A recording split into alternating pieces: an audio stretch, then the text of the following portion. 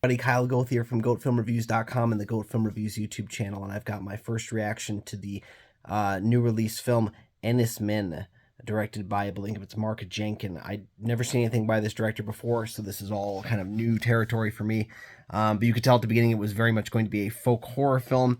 It's had comparisons to The Lighthouse, but I would say that is an incorrect comparison to make because outside of the general idea of loneliness and isolation, these are drastically different takes on that idea. Just going into it, the minimalist horror thing that's been happening recently, I could take or leave it. It's not something that I think...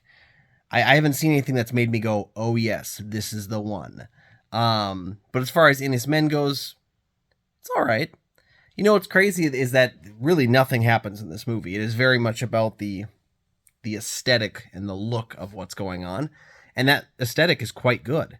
As far as the story, it's about a woman on an island by herself with a giant stone pillar. She's having flashes of a girl that might be her daughter, a man that might have been her husband, and a priest that might have been her father. And as she's experiencing all of this kind of stuff while studying a rare flower that is kind of growing and evolving into something unique and different. That's about the whole story, and that's probably me sugarcoating the whole story. But it did keep me interested. It kept me wanting to find out what was going to happen next, which I'm surprised to say. So, I mean, looking at the film, I thought it was okay. There's parts of it I really liked. There's parts of it I didn't like. It's a mixed bag, but I think when I first watched this movie and I looked at the Rotten Tomato score and I saw that a lot of critics had really enjoyed the film and a lot of fans or a lot of audiences didn't, I was wondering, what's that disconnect? And I can see it now. This is very much an artful film that I think if you're going into a movie expecting a horror movie to scare you, this is not going to happen here. But artistically speaking, it's a very strong and vibrant film. It's just that it's very minimalist in terms of its story, and you have to be into that kind of thing. This is one of those rare opportunities where I think a film is best when you know what you're getting into. I really like going into movies completely blind, but that will not serve Enys at all. So just know what you're getting into here. It's extremely light on story and dialogue. It is all about the visual aesthetic of what's happening on screen, and if you key into that, I think you might enjoy it.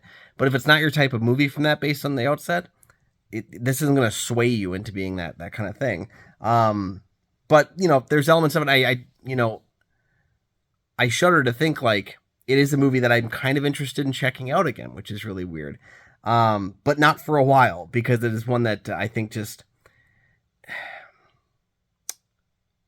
I think I need a little bit more story and character. That's just always been my thing. But for what the film is, not in what the film I want it to be, but what the film is, it's pretty good. Not going to be for everybody. So know that before you go in. Know what kind of movie this is going to be, as opposed to other films that I think are more fun to kind of go into blind. This is one you shouldn't.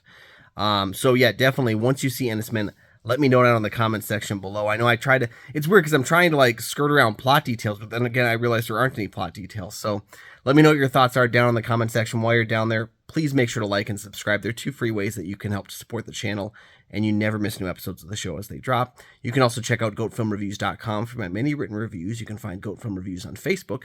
You can follow me personally at Almighty Goatman on Twitter, Instagram, Letterboxd, and Threads. And you can find my show, Kyle and Nick on Film, that I co-host with Nick Plodchuk from the St. Paul Filmcast. We have new episodes of that show every single week. In fact, we're covering Enys on that episode. So go ahead, check that out, and we'll see you next time.